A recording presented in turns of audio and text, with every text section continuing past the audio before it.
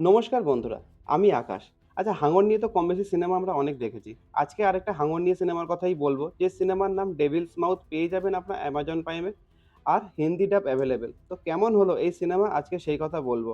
Deep blue sea বা Jos, যে ধরনের সিনেমাগুলো আমরা দেখেছি, সেই ধরনের সিনেমা কি ম্যাচ করতে পারলো? অ্যাকচুয়ালি হাঙরের গল্পগুলোতে খুব একটা কিছু নতুনত্ব থাকে না। মোটামুটি ঘুরে ফিরে গল্পগুলো একই রকমই হয়ে থাকে। প্লট যদি বলি, দেখানো হয় ৫ টা বন্ধু, তারা প্রফেশনাল লাইফে ঢুকবে। তার আগে তারা ছুটি কাটাতে এসছে এই ডেভিলস মাউথ, যেটা থাইল্যান্ডের একটা গুহা, মিষ্টি জলের গুহা। তো সেখানে তারা ৫ জন যায়। গিয়ে ঘুরতে, ঘুরতে হঠাৎ জানতে পারে সেখানে একটা হাঙর আটকে পড়েছে। তারপরে তারা নিজেরাও পথ হারিয়ে ফেলে। আর সেখান থেকেই শুরু হয় বাঁচা মরার লড়াই। তো তাদের মধ্যে আল্টিমেটলি কজন বেঁচে ফেরে, এটাই হলো দেখার। এবার বলি পজিটিভ। পজিটিভে ক্যাথরিন নিউটনের যে অভিনয়, দুর্দান্ত, খুব ভালো লাগবে। আর যে জলের তলার দৃশ্যগুলো দেখানো হয় বা যে থাইল্যান্ডকে যেভাবে দেখানো হয়েছে, সিনেমাটোগ্রাফি, ভিজুয়ালাইজেশন দারুণ, খুব ভালো লাগবে, প্রচণ্ড রকম সুন্দর। আর ব্যাকগ্রাউন্ড মিউজিক দারুণ। তো সাথে নেগেটিভটাও বলি। নেগেটিভ যেটা বললাম, যে গল্পে সত্যিই নতুনত্ব খুব কম। ওই একই ধরনেরই গল্প।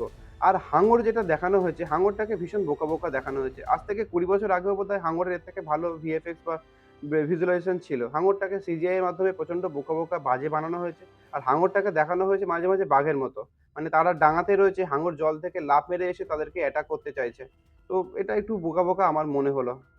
আরেকটা জিনিস যেটা দেখাতে পারতো, যে হাঙর অ্যাটাক করার পরে যে মানুষগুলোকে ধরছে, খাচ্ছে, সেটাও যদি দেখাতো বেশ ভালো হতো। মানে ভিএফএক্সটা যদি সেইভাবে তৈরি করতো, যেগুলো আগের সিনেমাতে ছিল। মানে জ জস, ডিপ্লোসি যে সিনেমাগুলোর কথা বলছি। তো এই সিনেমাতে মানুষকে ধরছে, ধরে নিয়ে চলে যাচ্ছে, ব্যাস ওখানেই সিন শেষ হয়ে যাচ্ছে। এটা একটু যদি ডিটেইলস এ দেখাতো আরেকটু পরেরগুলো, তো আমার মনে হয় আরেকটু বেটার হতো। যাই হোক, সিনেমাটা কিন্তু প্রেডিক্টেবল, ঠিকঠাক, বাট তাও আপনার ভালো লাগবে যারা হাঙর বা এই ধরনের সিনেমা দেখতে পছন্দ করেন। ব্যাকগ্রাউন্ড মিউজিক, ভিজুয়ালাইজেশন, থাইল্যান্ডকে যেভাবে দেখানো হয়েছে, দুর্দান্ত, খুব ভালো লাগবে। তো একবার অবশ্যই দেখুন, নিরাশ হবেন না, ভালো লাগবে। আমার ভিডিও ভালো লাগলে লাইক, কমেন্ট, সাবস্ক্রাইব করে পাশে থাকবেন। দেখা হচ্ছে পরের কোনো ভিডিওতে। Thank you.